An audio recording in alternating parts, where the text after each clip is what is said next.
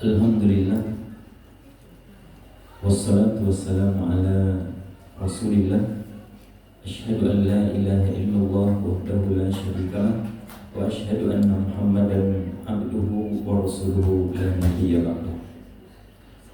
Allahumma salli wa sallim wa barik wa zid wa an'im ala hadzal nabiyil karim wa ala alihi wa sahbihi wa man ihtada bihadihi ila yaumiddin, amma ba'd. Puji beserta syukur kita haturkan kepada Allah Subhanahu wa taala.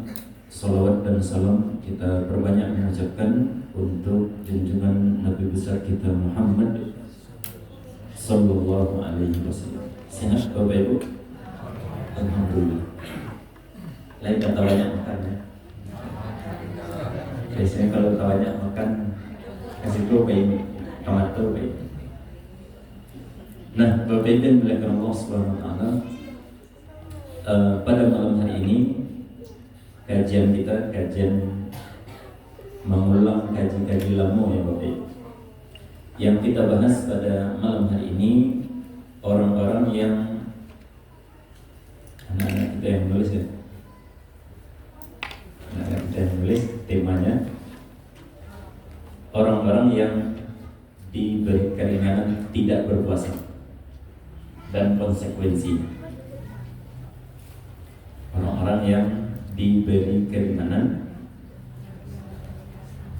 untuk tidak berpuasa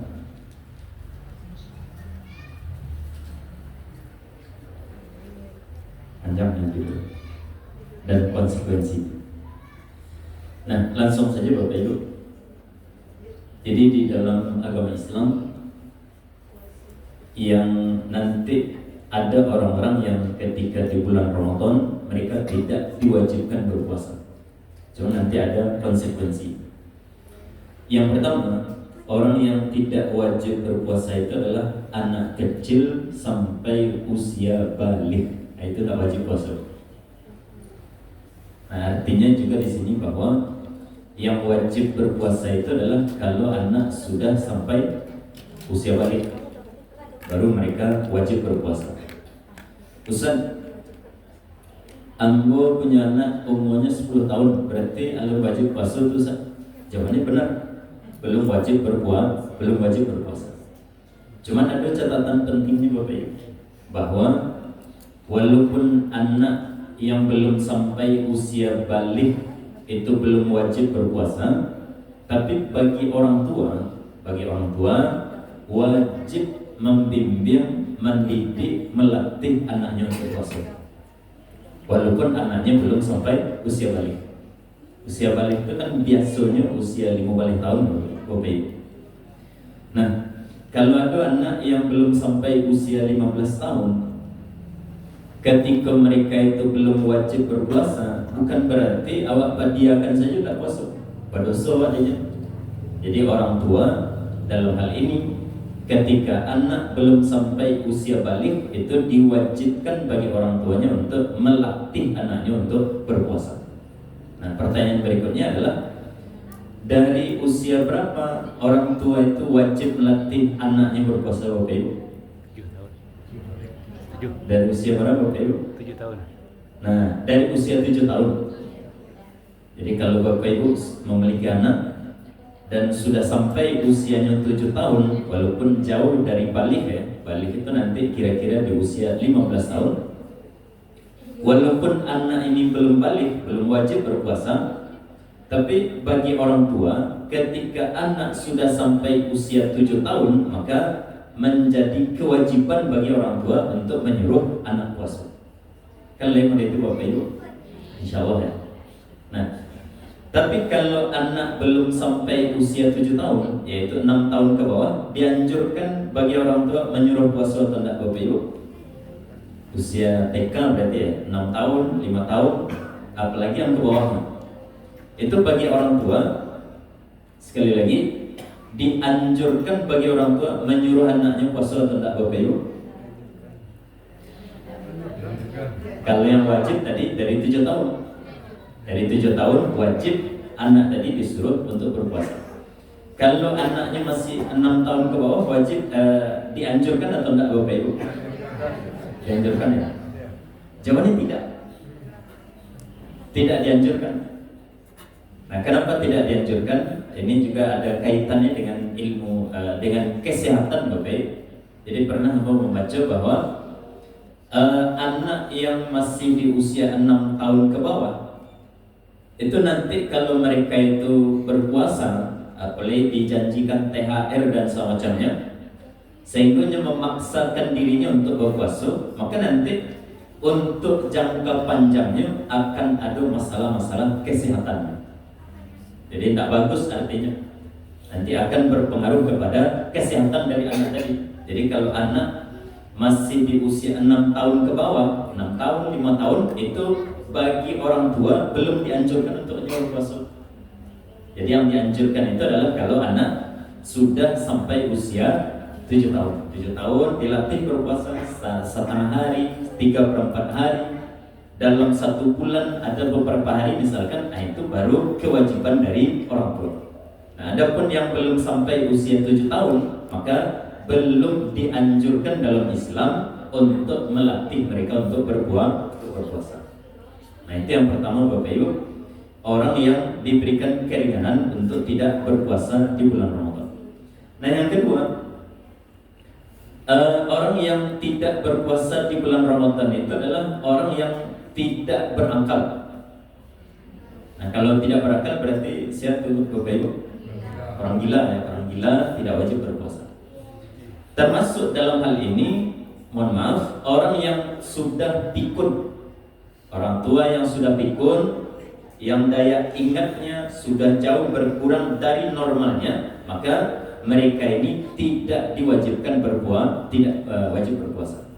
Nah, cuman pertanyaannya, Bapak, ketika orang pikun ini tidak berpuasa di bulan Ramadan, wajib membayar fidyah atau tidak, Bapak? Wajib ya?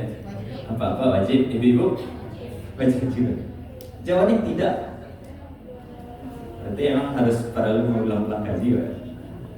Nah, orang pikun itu, Bapak, orang pikun itu karena dia tidak lagi dinamakan berakal, karena akalnya sudah jauh berkurang dari normalnya, maka dia tidak dibebankan beban-beban agama kepadanya. Tidak wajib sholat, tidak wajib puasa, tidak wajib zakat. Nah, ketika mereka memang pada dasarnya tidak diwajibkan, maka tidak ada istilah membayar fidyah bagi orang yang pikun. Karena memang kewajiban itu tidak ada sama sekali. Sama seperti anak kecil. Anak kecil yang akalnya masih jauh dari normal, sama lebih kurang seperti orang pikun tadi. Jadi mereka tidak wajib berpuasa dan juga tidak ada istilah fidyah bagi orang yang pikun. Berbeda nanti dengan orang tua yang dia orang tua tadi yang tua renta, yang tidak mampu berpuasa tapi akalnya masih sehat. Nah, itu baru wajib fidyah. Itu baru diwajibkan mereka membayar fidyah. Nah, adapun orang tua yang sudah pikun, yang mereka memang daya ingat mereka itu sudah jauh berkurang dari normalnya, maka orang yang seperti ini tidak wajib berpuasa dan juga tidak wajib untuk membayar fidyah. Kalau dibayarkan fidyahnya Pak Ustaz, ia tidak terhitung sebagai fidyah, itu hanya terhitung sebagai sedekah. Nah, itu yang kedua ya. Kemudian yang ketiga, orang yang boleh tidak berpuasa di bulan Ramadan itu adalah orang yang tidak mampu. Nah, artinya di sini bahwa yang diwajibkan berpuasa itu adalah orang yang mampu. Orang yang tidak mampu tidak diwajibkan. Siapa contohnya yang tidak mampu itu, Bapak Ibu? Orang yang tidak mampu berpuasa, bukan mampu ekonomi di sini ya. Orang yang tidak mampu berpuasa itu diperbolehkan bagi mereka untuk tidak berpuasa di bulan Ramadan. Nah, siapa contohnya, Bapak Ibu? Nah, yang pertama orang tua pikun, orang tua renta. Orang tua yang sudah renta, kalau mereka kesulitan untuk berpuasa, bagi mereka boleh tidak berpuasa di bulan Ramadan, tapi nanti mereka wajib membayar fidyah. Kalau akalnya masih sehat. Kalau sudah tidak berfungsi lagi akalnya dengan normal, maka tidak ada membayar fidyah tadi. Contoh yang lain yang tidak mampu itu orang sakit. Nah, orang sakit nanti dia boleh ketika masuk bulan Ramadan kemudian dalam keadaan sakit, maka nanti wajib dia membayar qada atau fidyah Bapak Ibu? Qada. Kalau sekiranya sakit ini berkemungkinan besar sembuhnya, itu wajib mengqada. Tapi nanti kalau ada orang yang sakitnya ini sifatnya menahun. Jadi sakit di bulan Ramadan, sakit juga di bulan-bulan setelah bulan Ramadan. Nah, orang yang seperti ini yang wajib bagi mereka itu adalah hanya membayar fidyah. Jadi ada yang mengqada, ada yang membayar fidyah. Termasuk yang tidak mampu itu wanita hamil dan menyusui, itu tidak wajib puasa di bulan Ramadan kalau memang mereka tidak mampu. Artinya di sini kalau sekiranya ada wanita hamil dan menyusui yang mereka mampu berpuasa di bulan Ramadan, tidak ada yang termudaratkan dengan berpuasa tadi, maka wanita ini wajib berpuasa. Nah, cuma nanti kalau sekiranya dengan berpuasa fisiknya lemah, dengan berpuasa berpengaruh kepada janin dan bayi, maka baru diperbolehkan wanita ini untuk tidak berpuasa di bulan Ramadan. Nah, wanita hamil dan menyusui itu wajibnya qada atau fidyah Bapak Ibu? Atau kedua-duanya? Qada. Yang fidyah? Tidak ada ya? Ada yang kedua-duanya? Kedua-duanya ada ya? Nah, kita ambilkan pendapat dari jumhur saja lah Bapak Ibu. Yang disampaikan dalam dua mazhab dalam hal ini, yaitu mazhabnya Imam Asy-Syafi'i dan Imam Ahmad ya. Mereka mengatakan bahwa wanita hamil dan menyusui kalau sekiranya dia tidak berpuasa dan yang menjadi pertimbangan itu adalah kesehatan dirinya sendiri. Jadi kenapa dia tidak berpuasa? Karena fisiknya lemah. Karena setelah konsultasi ke dokter, kata dokter, tidak usah puasa dulu, nanti ibu bisa pingsan, bisa panen dan semacamnya. Nah, pertimbangan dia tidak berpuasa itu adalah diri sendiri. Kalau yang menjadi pertimbangan itu adalah dirinya sendiri, maka wanita yang seperti ini hanya mengqada saja. Pertimbangannya tadi Bapak Ibu, pertimbangan itu adalah diri sendirinya. Jadi alasan dia tidak berpuasa itu bukan anaknya, tapi yang menjadi alasan itu adalah diri sendiri. Memang kondisi fisiknya tidak memungkinkan dia untuk berpuasa di bulan Ramadan. Nah, ini yang pertama. Yang kedua, kalau sekiranya yang menjadi pertimbangan dari wanita hamil dan menyusui tadi adalah janinnya saja Bapak. Jadi kalau ditanya kayaknya Pak, aku tidak puasa, ambo sebenarnya mampu puasa. Nah, cuma nanti kalau ambo berpuasa berpengaruh kepada janin dan bayi. Nah, berarti yang menjadi pertimbangan di sini apa Bapak? Janin, bayi. Nah, kalau janin dan bayi yang menjadi pertimbangan, maka wanita yang seperti ini wajib mengqada dan membayar fidyah. Jadi plus, jadi ada qada dan juga ditambahkan dengan membayar fidyah. Ini wanita hamil dan menyusui. Kemudian contoh yang lain yang tidak mampu itu Bapak, bekerja keras atau bekerja berat ya, yang mereka sehari-hari bekerja termasuk di bulan Ramadan dan mereka tidak bisa libur, tidak bisa mengambil setengah hari. Mereka harus bekerja sehari penuh. Nah, kalau memang ada orang-orang yang pekerjaannya sangat berat, kemudian menyulitkan bagi mereka untuk tidak berpuasa, diperbolehkan bagi mereka tidak berpuasa. Nah, nanti tinggal calik. Kalau sekiranya mampu mengqada, wajib mengqada. Tapi kalau sekiranya orang yang bekerja keras tadi, dia kerjanya hari-hari, bulan-bulannya penuh dengan pekerjaan tadi, maka cukup hanya membayar fidyah saja. Nah, itu contoh-contohnya orang-orang yang tidak mampu berpuasa di bulan Ramadan. Ada yang mengqada, ada yang membayar fidyah, bahkan ada juga yang membayar qada dan fidyah sekaligus. Nah, kemudian yang terakhir yang tidak wajib berpuasa itu, yang boleh tidak berpuasa di bulan Ramadan adalah musafir, orang yang dalam keadaan perjalanan jauh.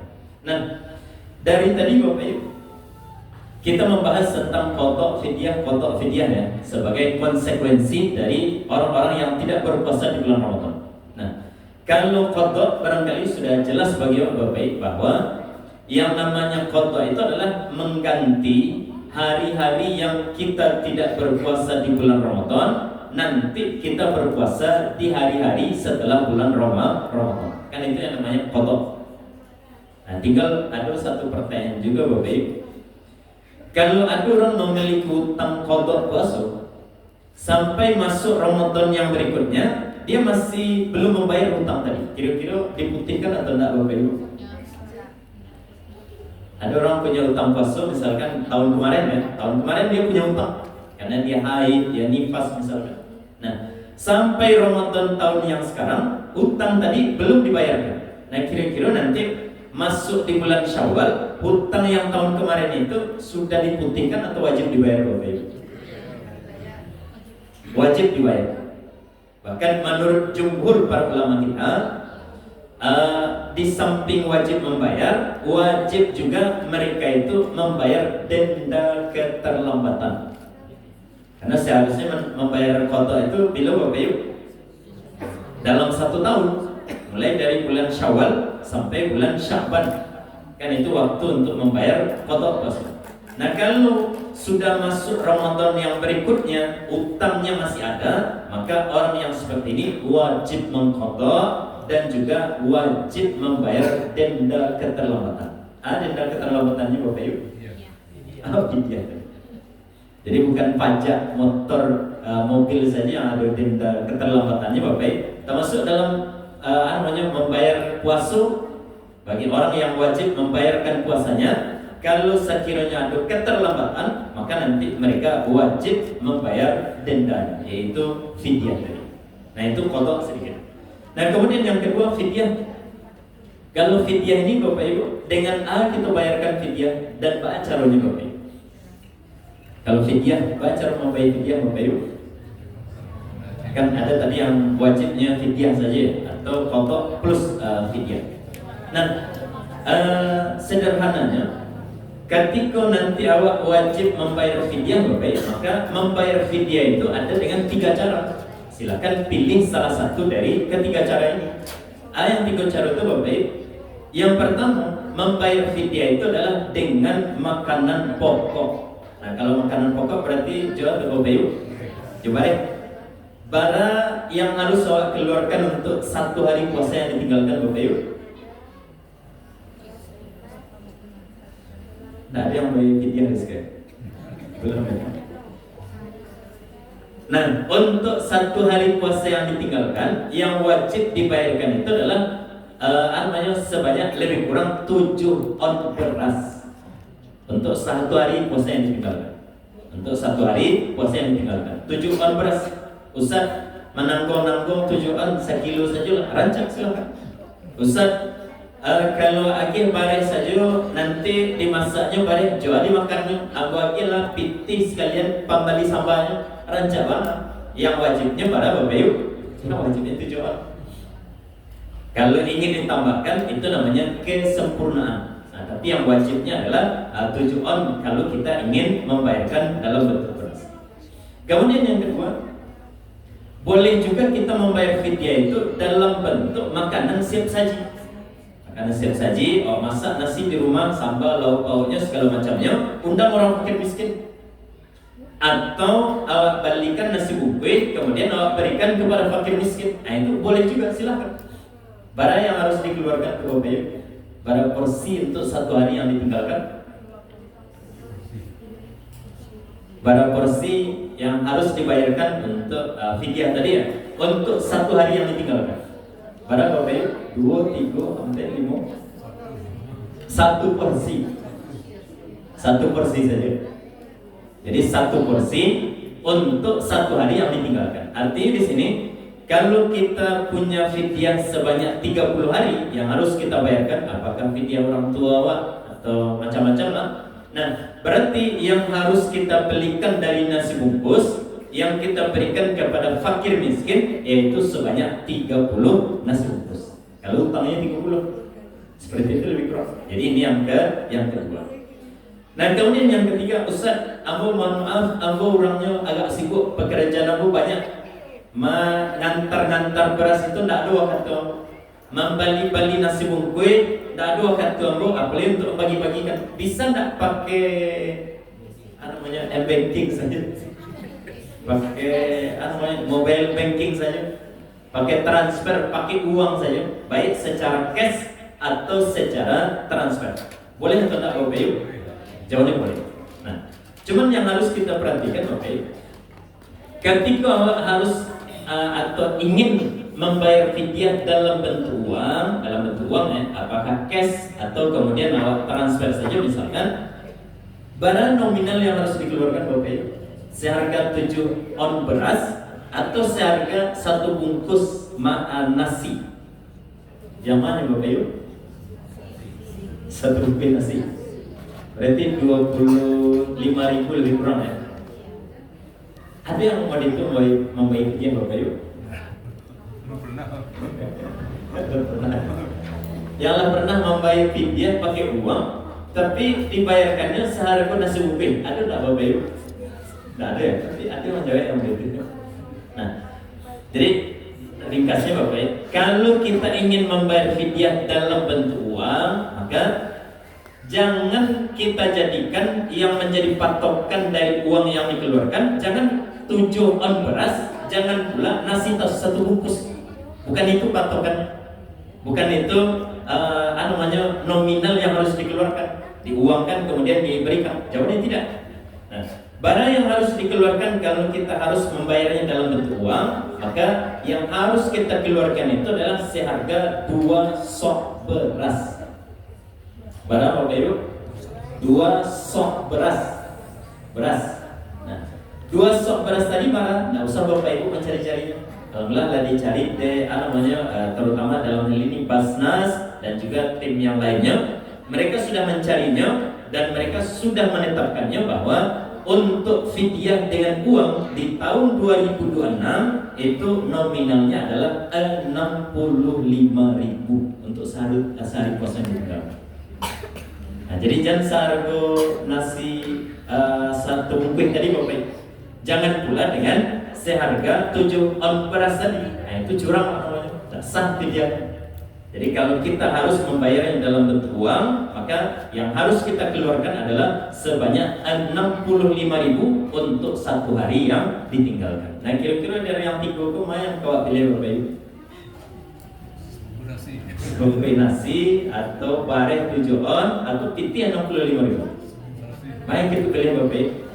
Yang paling rancak itu yang paling murah, yaitu 7 on beras. Jadi membayarkan dalam bentuk beras saja, itu yang paling afdol. Karena memang di dalam ayat Al-Qur'anul Karim ayat Allah SWT, fa fidyatun ta'amu miskin. Membayar fidyah itu hukum asalnya itu adalah dengan makanan pokok dari orang fakir miskin, yaitu beras tadi. Nah, ini lebih kurang. Nah, ini yang bisa kita sampaikan pada malam hari ini Bapak Ibu. Agak terlalu ya, ngantuk-ngantuk Bapak Ibu. Ini yang bisa kita sampaikan terkait dengan orang yang tidak berpuasa di bulan Ramadan, terutama yang ada uzurnya, dan juga konsekuensinya apakah mengqadha atau membayar fidyah, dan juga sudah kita jelaskan besaran dari fidyah yang harus dikeluarkan. Ini yang bisa kita sampaikan. Mohon maaf banyak salah dan khilaf. Wassalamualaikum warahmatullahi wabarakatuh.